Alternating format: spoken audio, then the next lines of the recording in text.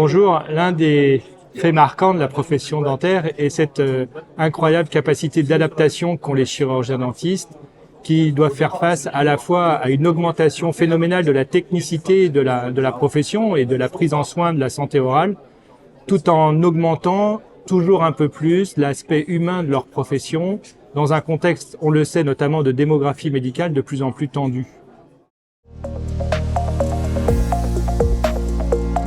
L'université qui est représentée par la conférence des doyens a comme principale priorité la qualité de la formation des chirurgiens dentistes, tant pour la formation initiale que pour la formation continue.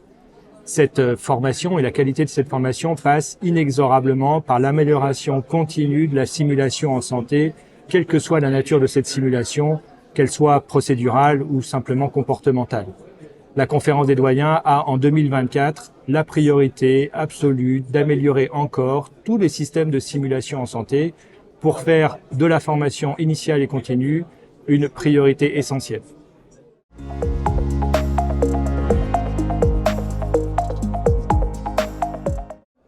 En 2024, nous devons renforcer nos liens et nos partenariats avec le Comidan pour augmenter nos axes de recherche tant fondamentaux que cliniques, dans le seul but de toujours mieux soigner la population française et d'avoir des actions de santé publique les plus efficaces possibles.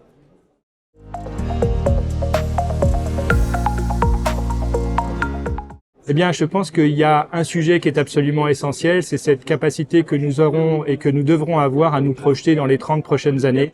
Quel sera le métier du chirurgien dentiste dans 30 ans? Quel système de santé nous voulons pour la population française? Et que finalement, la seule question qui est véritablement importante, c'est est-ce que nous sommes responsables de l'avenir?